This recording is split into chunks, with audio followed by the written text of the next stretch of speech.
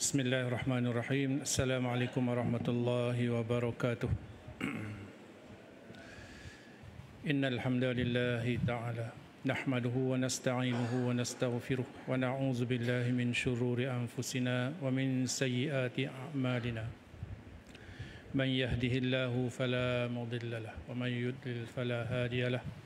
Asyhadu an la ilaha illallah wahdahu la syarika lahu wa asyhadu anna Muhammadan abduhu wa rasuluh. Allahumma fassalli wa sallim ala hadzal nabiyil karim sayyidina wa maulana Muhammad sayyidul anbiya'i wal mursalin wa ala alihi wa ashabihi ajma'in. Subhanaka la ilma lana illa ma 'allamtana innaka antal alimul hakim. La haula wa la quwwata illa billahil aliyyil azim. Allahumma rabbi shrah li sadri wa yassir li amri wahlul 'uqdatam min lisani yafqahu qawli. Thumma amma ba'd.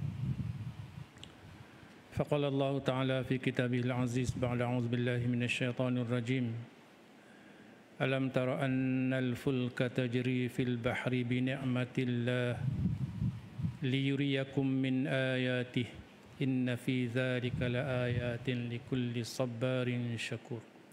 Shadaqallahul azim. Surah Luqman ayat yang ke-31. Maksudnya, tidakkah engkau memerhatikan bahawasanya kapal-kapal berlayar di laut dengan nikmat kurnia Allah untuk diperlihatkan kepada kamu sebahagian dari tanda-tanda kemurahannya. Sesungguhnya yang demikian itu mengandungi keterangan-keterangan dan bukti untuk berfikir bagi tiap-tiap mukmin yang tetap teguh pendiriannya, yakni sabar, dan yang sentiasa bersyukur. Shadaqallahul azim. Yang saya muliakan Al-Fadil Tuan Nazir Masjid, yang saya kasihi Al-Fadil Tuan-Tuan Imam, Tuan Imam Az-Zahari, Tuan-Tuan Bilal, Tuan-Tuan Siak, serta barisan ahli jawatankuasa, serta pegawai Masjid Ar-Rahmaniyah, serta barisan kepimpinan kampung. Seterusnya, Tuan-Tuan Haji, Puan-Puan Haji, Ibu-Ibu, Ayah-Ayah, sahabat-sahabat, anak-anak yang dimuliakan Allah Subhanahu Wa Taala. Kita mulakan pertemuan kita pada malam ini dengan mengambil barakah Suratul Fatihah. Al-Fatihah. A'udzu billahi minasyaitonir rajim. Bismillahirrahmanirrahim. Alhamdulillahi rabbil alamin. Arrahmanir rahim. Maliki yaumiddin. Iyyaka na'budu wa iyyaka nasta'in. Ihdinas siratal mustaqim. Siratal ladzina an'amta 'alaihim ghairil maghdubi 'alaihim waladdallin. Amin. Dalam ayat sebagai mukadimah yang dibacakan tadi, dalam surah Luqman, kita ambil sedikit tadabbur pada malam ini. Apa isi kandungan ayat ni? Tidakkah alam tara annal fulka, tidakkah engkau memerhatikan bahawasanya kapal-kapal tajri fil bahr, berlayar di lautan. Dalam ayat ni sesekali itu kita pergi tengoklah, pergi ke laut. Dalam ayat ni Allah sebut lautan, maksudnya luas. Bumi kita ni kalau dibagi 3 bahagian, 1 bahagian sahaja adalah bumi, tanah. 2/3 lagi air. Jadi maknanya situ ada maksud yang besar lah kalau kita tadabbur sungguh-sungguh. Maknanya Allah suruh kita pergi tengok pemandangan, situasi keadaan di lautan. Kalau kita pergi lautan yang luas terbentang tu, tengok kapal-kapal di atas air dalam lautan tu, kan, umpama macam daun-daun kering yang sedang di dalam riak-riak ombak, kan. Itu menunjukkan betapa kerdilnya diri kita dan betapa agungnya kekuasaan Allah. Allah jadikan lautan tu, air tu dengan riak-riak kecil kan, kemudian ada gelombang, kemudian ada deruannya kan, akhirnya menjadi ombak dan menghempas pantai. Itu kita tengok kecil kan, tapi di lautan sana sangat besar kan. Itulah Allah nak tunjukkan kekuasaan Allah kepada kita kan, supaya kita sedar diri kita ni sangat kerdil di sisi Allah, sangat lemah, sangat memerlukan Allah Subhanahu wa taala. Inna fi dzalika laayatin, itulah laayat, petunjuk-petunjuk, bukti-bukti, pengajaran-pengajaran dalam kehidupan kita ni. Kalau kita umpamakan kehidupan ni, umpama kita berada di atas gelombang badai, ombak yang kuat dengan cabaran-cabaran kehidupan. Pada hujung ayat tu Allah sebutkan pengajaran yang besar untuk lisabbarin, orang yang sabar, sangat sabar, syakur, dan orang yang bersyukur. Dua ni bekalan untuk kita menghadapi kehidupan. Sabar dalam menghadapi cabaran, syukur bila menghadapi nikmat. Tu sangat luaslah, sangat hebat dan sangat bermakna ayat ni pada kita. Jadikan sebagai panduan. Sebesar mana pun gelombang kehidupan yang kita hadapi, cabaran-cabaran tu mesti sabar. Nanti satu masa Allah bagi nikmat, syukur. Sabar, syukur. Kalau dalam istilah ilmu tasawuf, dia katakan dua sayap. Sayap sabar dan sayap syukur. Boleh menjadikan manusia itu seimbang dalam kehidupan, tenang jiwa dia. Tu. Kena sabar dan kena syukur dalam kehidupan kita. Tu. Ayat ni kan, cuba tuan-tuan tengok dalam tafsiran kan? Ayat ke-31 surah Luqman. Allah mulakan dengan alam tara, tidakkah engkau melihat? Maknanya Allah suruh melihat tu kebesaran dia. Kita biasa tengok dekat je kan, dekat dengan kita je, di daratan je, di qaryah kita je. Tapi Allah suruh lihat lebih luas lagi. Di situ timbul rasa syukur, kan? rasa sabar. Okey, baik tuan-tuan ya. Tu sedikitlah sebagai mukadimah dan panduan hidup kita, tadabbur, tadabbur ayat. Apa pengajaran yang kita boleh ambil daripada ayat tu? Baik. Pada ni muka surat 463 ya, 463. Kita tengok pengajaran daripada peristiwa perang Khandaq. Bismillahirrahmanirrahim. Pengajaran yang kedua. Di dalam babak yang telah kita pamerkan, iaitu kerja yang dilaksanakan oleh para sahabat radhiyallahu anhum ajma'in bersama-sama Rasulullah sallallahu alaihi wasallam di dalam rangka usaha menggali kubu parit, yakni Khandaq. Khandaq itu parit besar ya. Ternyata memberi suatu pengiktibaran. Ternyata peristiwa itu memberi pengajaran kepada kita, pelajaran yang kita boleh ambil, pelajaran yang paling agung sekali. Maknanya besarlah pengajaran itu kita kena ambil sebagai panduan, pengajaran, panduan hidup kita. Apa dia tuan-tuan? Babak ini menyingkap sebahagian besar dari hakikat persamaan, musawatun. Bersama bahawa manusia ini hakikatnya sama aja. Kita ambil sikat, tengok sikat tu, gigi sikat tu kan sama je kan, kecuali kalau sikat dah 10 tahun dah kan, dah mereput kan, sikat yang baru tu sama je gigi dia. Itu diumpamakan musawatun, bahawa kita ni, manusia ni sama, tidak dipisahkan kerana bangsa kita, kerana keturunan kita, gelaran kita. Manusia ni Nabi tunjukkan bahawa semuanya sama. Yang membezakan apa tuan-tuan? Takwa kita. Itu yang membezakan. Sebab tu Allah tu maha adil. Sama je orang Melayu dengan orang Arab. Kalau Arab lebih mulia, tak adil lah kan. Semua kita nak jadi orang Arab lah. Semua nak jadi Arab. Habis siapa nak jadi Melayu? Tapi Allah tu maha adil. Semua dibagi peluang. Kan? Dibagi peluang untuk menjadi orang yang mulia.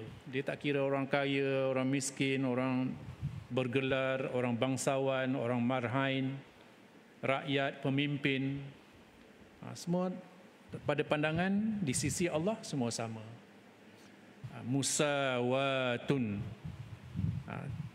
Hakikat persamaan yang diasaskan oleh masyarakat Islam di antara anggota-anggota masyarakatnya. Di samping itu juga ia mendedahkan bahawa keadilan dan persamaan sifat yang diasaskan itu bukanlah semata-mata slogan yang dihiaskan dari luar masyarakat itu atau dipamerkan dalam satu bentuk yang menarik dan menawan, tetapi keadilan dan persamaan hak itu merupakan asas yang benar-benar terpancar darinya nilai dan prinsip Islamiah yang umum, sama ada yang zahir ataupun yang batin. Bahawa Nabi kita Muhammad SAW menunjukkan al-adalah dan al-musawah, keadilan dan persamaan. Baru nak tunjukkan keadilan Allah tu. Ya? Keadilan kita ni dinilai kepada iman, ya? Dinilai pada takwa, dinilai pada akhlak kita. Tak kira kita ni kedudukan kita dalam masyarakat siapa, sama ada kita pimpinan ataupun orang bawahan, tu nilaian dia. Dan sebab tu kita kena ambil setiap kedudukan kita itu menjadikan kita seorang yang mengambil peluang untuk melakukan amalan-amalan kebaikan, kan? Macam tuan-tuan lah kan, dan kita baru solat, contoh tuan-tuan, kita baru saja lepas solat maghrib secara berjemaah tadi, kan? Hakikatnya sama, walaupun kita ada imam, ada makmum, tapi di sisi Allah sama. Bahkan makmum berhak untuk mendapat pahala mengikut kepada amalan dan niat dia masing-masing, kan? Macam kita semua sekarang ni, semuanya Allah bagi peluang sama ada kita niat ke tak niat untuk iktikaf. Ada yang terlupa niat, ada yang berniat, ada yang sambil itu dia berzikir. Itu yang membezakan. Hakikatnya kita duduk dalam masjid yang sama, tempat yang sama, masa yang sama, kan? Itu contohlah, kan? Mudah-mudahan tuan-tuan, saya doakan kita sama-sama istiqamah lah sehingga akhir hayat kita, kan? Tuan-tuan, alhamdulillah, kan? Allah bagi peluang untuk kita beramal, menjadi jemaah tetap. Bukan senang tuan-tuan, bukan senang nak menjadi jemaah tetap ni. Setiap waktu ada Allahu Akbar, kan? Syukur banyak-banyak, ya, dapat solat berjemaah, khususnya kita lah orang lelaki ni. Mudah-mudahan Allah kekalkan sampai akhir hayat kita, insya-Allah, ya. Jadi di situ keadilan situ.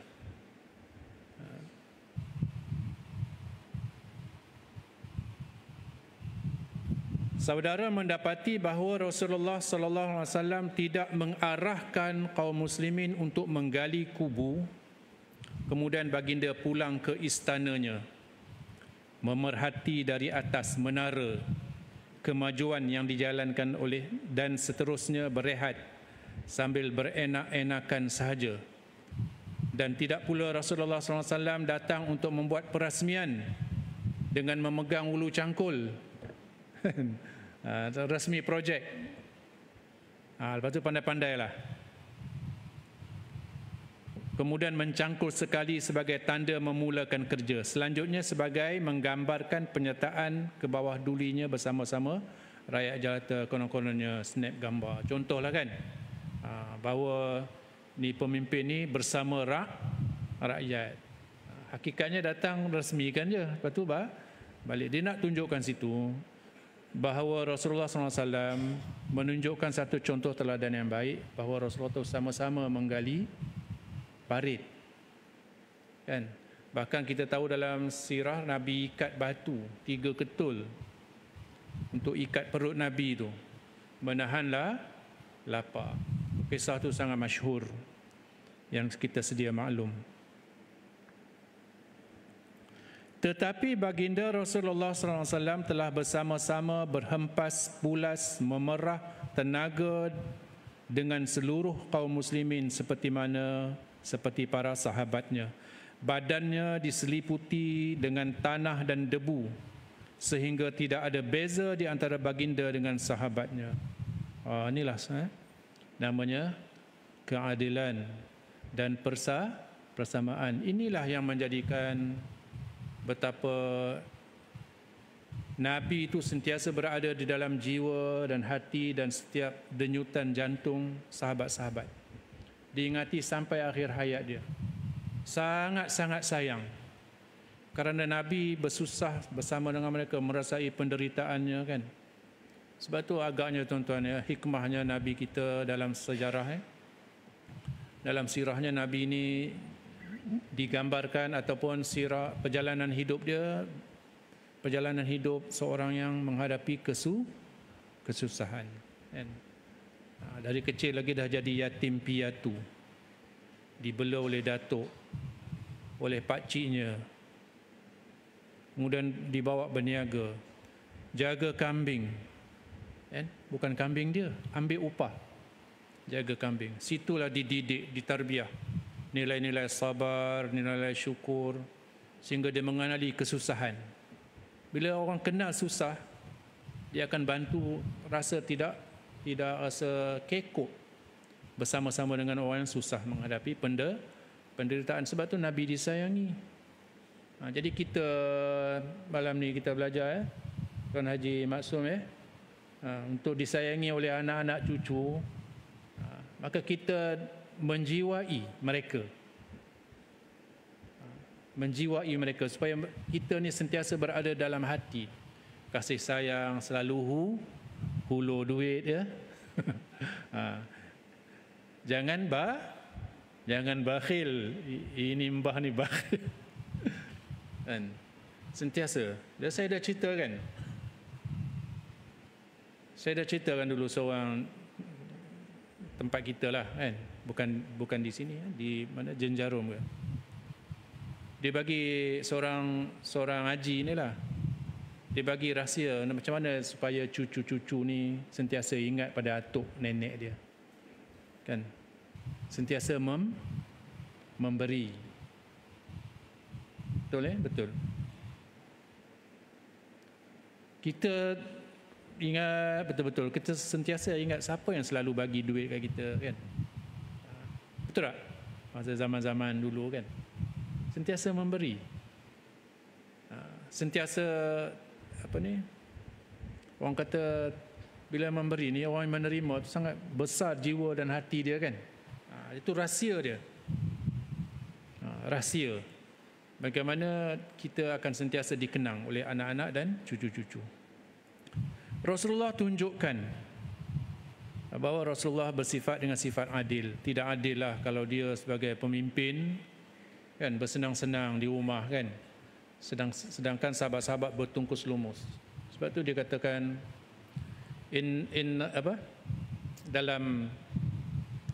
dalam khutbah yang kedua tu, innallaha ya'muru bil adli, kan. Innallaha ya'murukum bil adli wal ihsan. Sesungguhnya Allah memerintahkan kamu bersifat al-adalah, adil, dan ihsan, baik. Wa ita izil qurba, dan memberi kepada kaum kerabat. adik-beradik yang susah. Tuan-tuan bagi tak tuan-tuan? Oh, kalau tak bagi tak patut tuan-tuan. Kalau kita kita Allah bagi rasa apa? Lebih sikit kan? Ada rezeki lebih sikit, ingatlah kan? Mesti kita kenang. Apatah lagi kalau adik-beradik kita. Kan? Adik-beradik kita ni bukan semua sama dia punya rezeki dia kan, ada yang kurang, bagilah kan. Transferlah duit sikit kan. Ataupun ada hasil-hasil kebun tu kongsikan. Itu namanya ihsan, walaupun bukan kita memberi yang bukan milik dia. Tu ihsan. Saya pernah bagi contoh kan. Dulu kan baca apa dia, innallaha ya'muru bil adli wal innallaha ya'murukum ke ya'muru dia.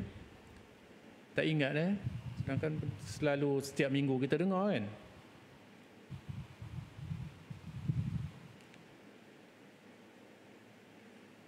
Allah memerintahkan kita sentiasa bersifat adil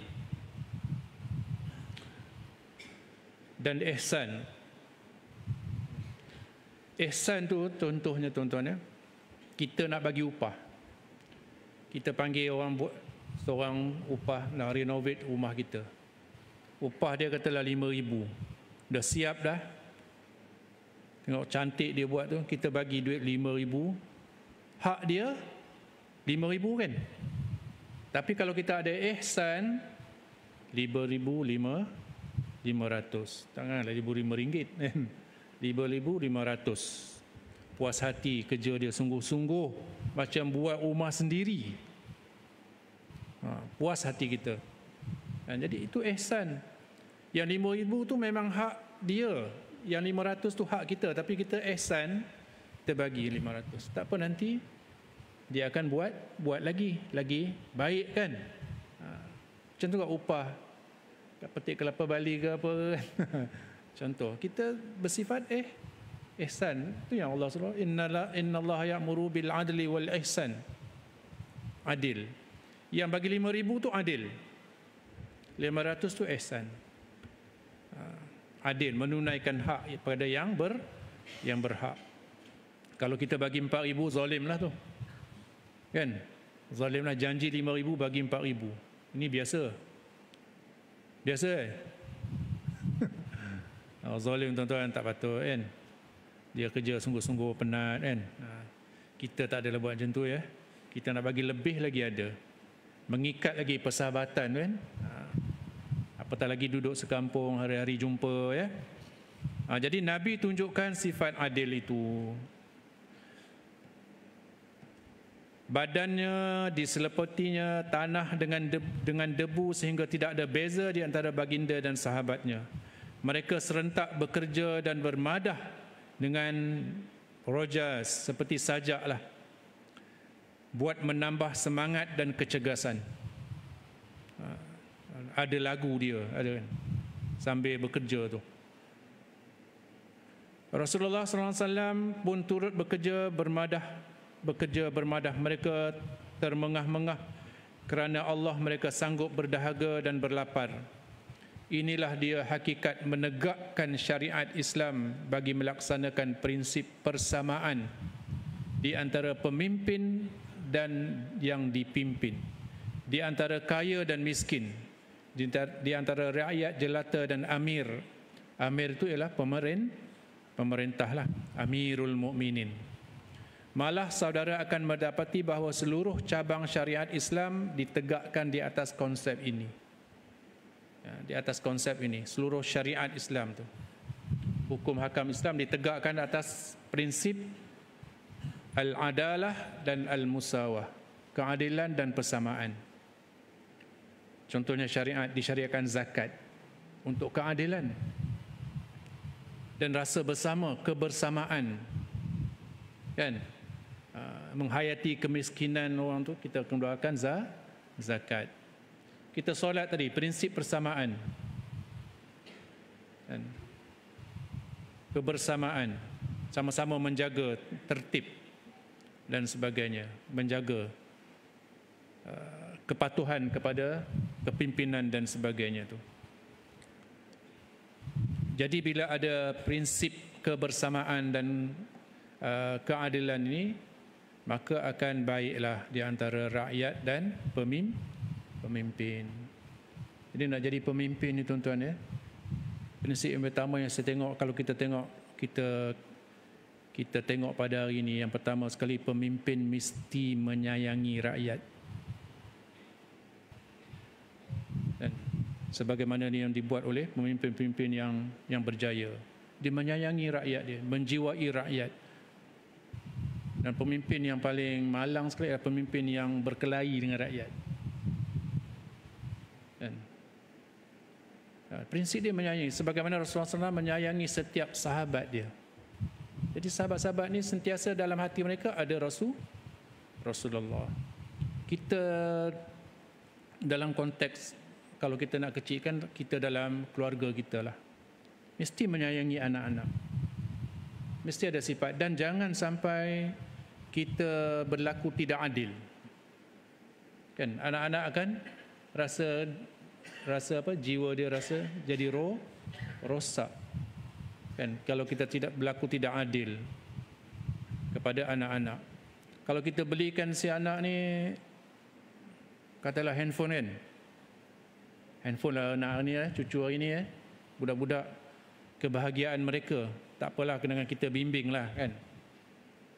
Dan yang lain tu yang kena dapat. Apatah lagi kalau kita berjanji,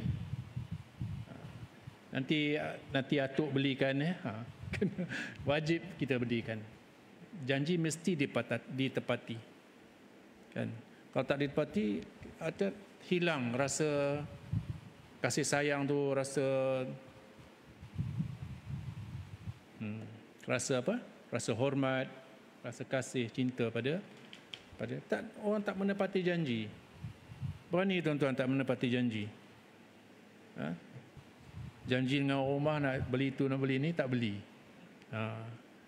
Cerah masa depan.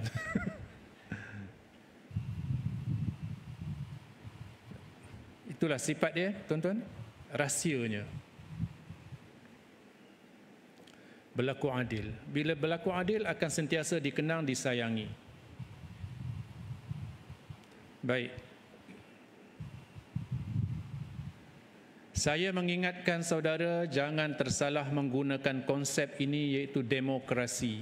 Ini dimasukkan sekali, demokrasi. Saya pun carilah apa maksud demokrasi ni tuan-tuan Ni dalam kamus Dewan Kamus Dewan Bahasa dan Pustaka ni yang Malaysia punya lah. Maksud demokrasi itu yang pertama, pemerintahan oleh rakyat atau wakil yang dipilih dalam pilihan raya. Itu satu contohlah ya. Demokrasi juga yang mudah keadaan sosial tanpa perbezaan keistimewaan kelas. Maksudnya ada kelas-kelas, ada kasta-kasta dia. Tak ada keistimewaan. Itu demokrasi. Berdemokrasi mengamalkan atau berasaskan prinsip-prinsip demokrasi, mendemokrasikan, yakni menjadikan demokrasi, menjadikan sesuatu berasaskan demokrasi.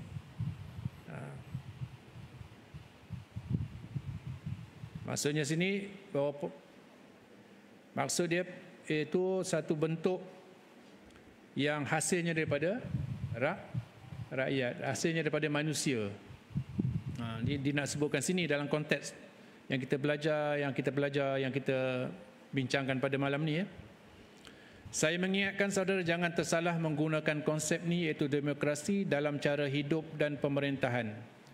Jauh sekali perbezaan di antara dua ini. Sumber keadilan dan persamaan dalam Islam ini berpunca dari perhambaan dan penyerahan ubudiyah kepada Allah. Yang keadilan dan persamaan itu sumbernya daripada rasa ubudiyah, rasa kehambaan. Kita rasa kita ni hamba Allah, Allah perintahkan berlaku adil, kita pun melakukan keadilan. Kerana dia dari Allah. Ubudiyah kita, kehambaan kita pada Allah. Allah nakkan kita berlaku adil, berlaku biar sama. Itu daripada Allah. Ianya merupakan sifat yang menyeluruh bagi seluruh manusia, meletakkan mereka dalam satu saf, yakni barisan, kedudukan dan pandangan. Sedangkan apa yang dikatakan konsep demokrasi merupakan keluhuran undang-undang dan pendapat majoriti, atau dengan erti kata lain, mempertuhankan pendapat majoriti atas segala yang lain tanpa memperhitungkan tabiat dan kemunculan pendapat itu dan pencapaiannya. Beza di antara ubudiyah dan demokrasi. Demokrasi ciptaan manusia. Ubudiyah ni kehambaan kita pada Allah. Allah yang memerintahkan keadilan dan persamaan tu. Demokrasi kerana ciptaan manusia yang suruh adil. Jadi kalau daripada manusia tentulah tidak sempurna. Untuk yang demikian, maka syariat Islam tidak sibuk dengan segala apa yang dinamakan keistimewaan untuk mana-mana akta atau kelompok manusia tertentu. Demikian juga tidak ada motif dan sebab-sebab khusus kerana tabiat dan sifat kehambaan dan ubudiyah itu melarutkan segala-galanya ini, di samping menghapuskan segala keistimewaan itu sama sekali. Tidak ada keistimewaan, tidak ada kasta-kasta kan, dari segi pengabdian kita kepada Allah Subhanahu Wa Taala. Baik, sekali lagi tuan-tuan, yang ketiga, di dalam babak ini juga tersirat pengajaran dan pengiktibaran yang menyingkap satu gambaran kesetiaan yang teradun di dalam pribadi Nabi Muhammad sallallahu alaihi wasallam, yang membawa saudara, yang membawa kita membawa kita berhadapan dengan Rasulullah sallallahu alaihi wasallam dan melihat betapa kecintaan baginda terhadap sahabat-sahabatnya dan berkasihan belas ke atas mereka, di samping memberi gambaran yang lain mengenai perkara-perkara luar biasa dan mukjizat yang dikurniakan Allah kepada nabi-nabinya. Jadi dalam peristiwa perang Khandaq ini, Nabi SAW menunjukkan kasih sayangnya kepada sahabat. Inilah ciri-cirinya. Tidak mementingkan diri sendiri,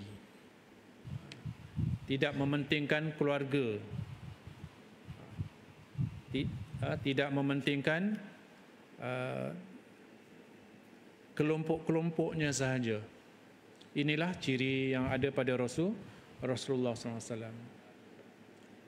Kasih sayang. Ingat lagi peristiwa apa, tuan-tuan?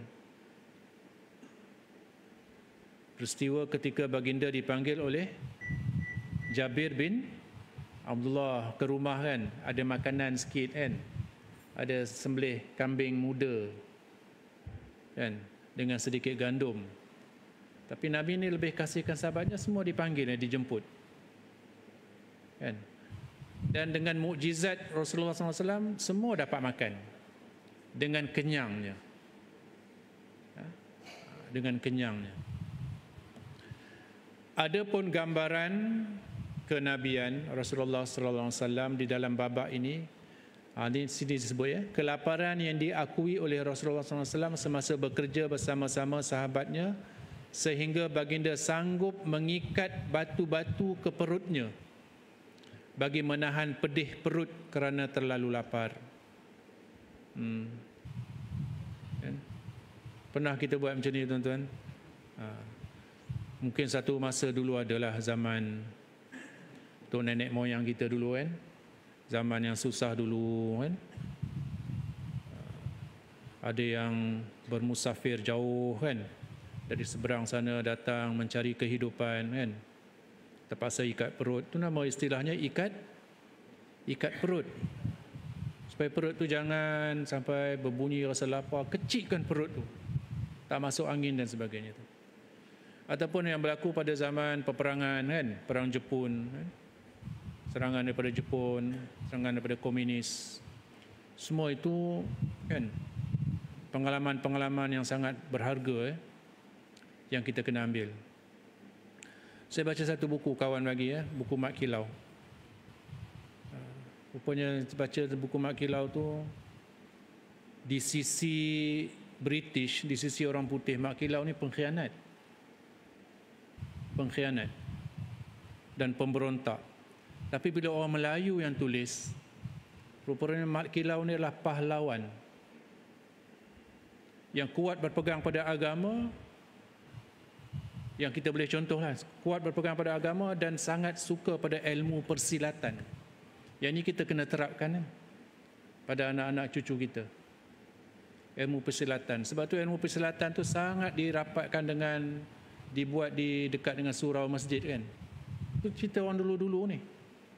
Kan kalau kita belajar lagi, ustaz-ustaz, kawan-kawan, sahabat-sahabat kita yang pernah pergi ke Indonesia pergi ke tempat sunan kan, tempat wali-wali kan, semua mereka itu kuat agamanya dan kuat dalam ilmu persilatannya, mempertahankan diri. Kalau kita dalam konteks di tanah Melayu ni, antaranya Mak Kilau lah, Datuk Bahaman kan, mereka tu mengalami kesusahan. Bayangkan tuan-tuan, diburu oleh British, oleh penjajah, dan dicap sebagai pengkhianat tu, dan ditulis dalam buku-buku sejarah dan dibaca oleh anak-anak kita. Oh betul lah, Mak Kilau, Tok Janggut, Datuk Bahaman ni, Maharaja Lela ni semua adalah pengkhianat kan. Rupa-rupanya yang buat itu adalah penjajah. Tapi bila ada kesedaran, orang Melayu pandai menulis kembali sejarah-sejarah orang Melayu kan. Nanti kalau ada masa saya bawa satu buku Miftah Al-Malayuwiyah kan. Ini dibuat kajian berpuluh-puluh ribu habis tuan-tuan Dia tengok tentang kehebatan bangsa Melayu. Sebab tu dinamakan Kepulauan Melayu Nusantara kan. Kita ni asalnya satu, serumpun kan. Kemudian dipecah-pecahkan. Belanda ambil sini, Inggeris ambil ni, Spanyol sana, Filipina kan, Manila tu asalnya kalimah Melayu, bahasa Arab tu, fi amanillah, dalam keamanan Allah.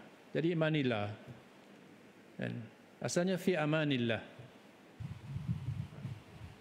Akhirnya orang putih akhirnya jadi Manila aja, Manila, daripada fi amanillah, dalam jagaan Allah, dalam keamanan, kesejahteraan, dalam peliharaan Allah, jadi Manila.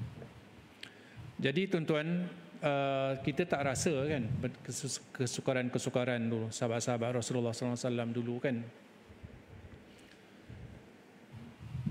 Dah cukup kita habis perenggan ni. Menahan pedih perut kerana terlalu lapar. Perhatikan apakah tujuannya hingga membawa Rasulullah SAW sanggup menanggung kesusahan sebegini rupa. Kenapa? Apakah ini kerana ingin menjadi pemimpin? Nak tunjukkan pada sahabat-sahabat, aku ni sanggup berkorban. Atau apakah ini keinginan mengumpul harta, kekayaan dan kekuasaan? Atau satu impian inginkan para pengikut dan penyokong di sekelilingnya? Biar orang kata dia ni seorang yang berjiwa rakyat. Segala keinginan dan cita-cita yang melangit ini amat bertentangan dengan segala apa yang dialami selama ini. Nyatalah jauh sekali seorang lelaki yang mencintai dan memburu pangkat, kuasa dan kekayaan mampu bersabar untuk menanggung kesengsaraan seperti ini. Takkan sanggup kan kalau dia mengejar tujuannya lain, bukan kerana Allah. Adapun yang membawa baginda bersabar, menanggung dan mengalami segala-galanya ini tidak lain daripada rasa tanggungjawab terhadap risalah dan amanah yang ditaklifkan, yang dipertanggungjawabkan untuk disampaikan, dan berjalan membawa tugas yang berat melalui jalan-jalan yang panjang yang memang tabiatnya begini rupa. Itulah dia pribadi Rasulullah sallallahu alaihi wasallam yang terpapar dalam kerja-kerja yang dilakukannya bersama dengan para sahabatnya, khusus semasa menggali kubur Khandaq. Manakala gambaran kecintaannya yang tidak dapat dibayangkan dengan bahasa percakapan ini terlihat bila sahaja baginda mengajak seluruh sahabatnya menikmati masakan Jabir bin Abdullah yang dijemput khusus untuk Rasulullah sallallahu alaihi wasallam sahaja dan beberapa orang yang lain.